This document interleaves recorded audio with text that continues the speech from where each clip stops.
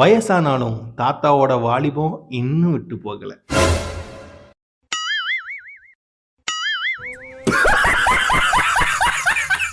முத்தத்தை கொடுத்துட்டு முன்னாடி நிக்கலையே, என்ன ஒரு ஓட்டம். குசும்பு தாத்தாவா இருப்பாரோ?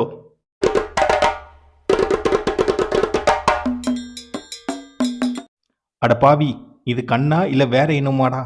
என்னென்ன வித்தையெல்லாம் இந்த வயசுல பண்ணிக்கிட்டு இருக்காங்க. பார்க்கறதுக்கே வேற லெவல்ல இருக்கு.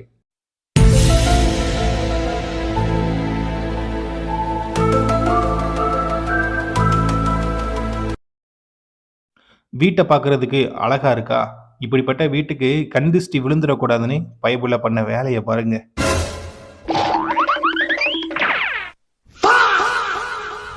அநேகமா இந்த அக்காவோட புருஷன் தான் இந்த வேலையை பார்த்துருக்கணும். அடே என்னங்கடா இது, நீங்க பூனையும் விட்டு வைக்கலையா?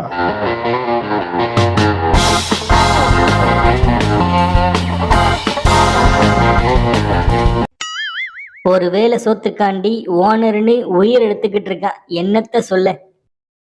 வலிக்கிட்டு போறதுல வள்ளல்டா அப்படின்னு இந்த 2 பயபுள்ளிங்க பண்ணாங்க. இதை பார்த்து பக்கத்துல இருந்த இவனுக்கு என்ன தோணுச்சுன்னு தெரியல.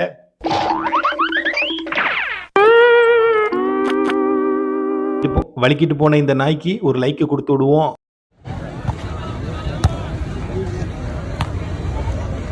இதாண்டா உண்மையான வாலிபால் ஆட்டம். நாய் தடுக்க அக்கா அடிக்கன்னு வேற லெவல்ல ஓடிக்கிட்டு இருக்கு. இப்படிப்பட்ட வாலிபாலை நாள் முழுக்க உட்காந்து பார்த்துக்கிட்டே இருக்கலாம் போலயே அக்காக்காக.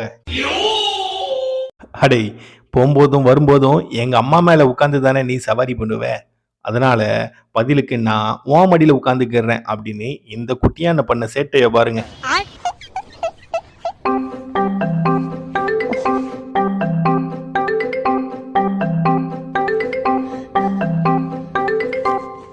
பார்க்கறதுக்கே அவ்வளோ அழகா இருக்கா?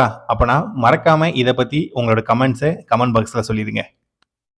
யோ ஓனரே, பாரபட்சம் பார்க்காம பகிர்ந்து தரேன். நீ ரொம்ப நாள் நல்லா இருக்கணும்யா.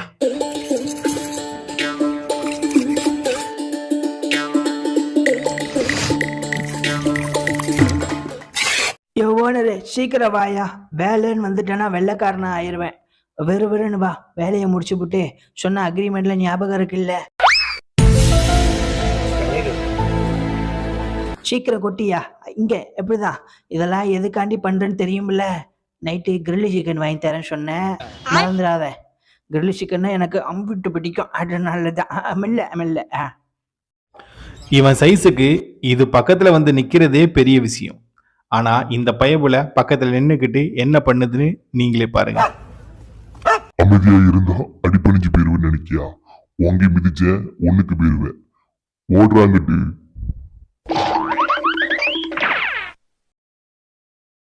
அடே, குழந்தையை ஏமாத்தி பார்த்துருக்கேன். ஆனா இங்க ஒரு குழந்தை ஒரு பூனையை ஏமாத்துது.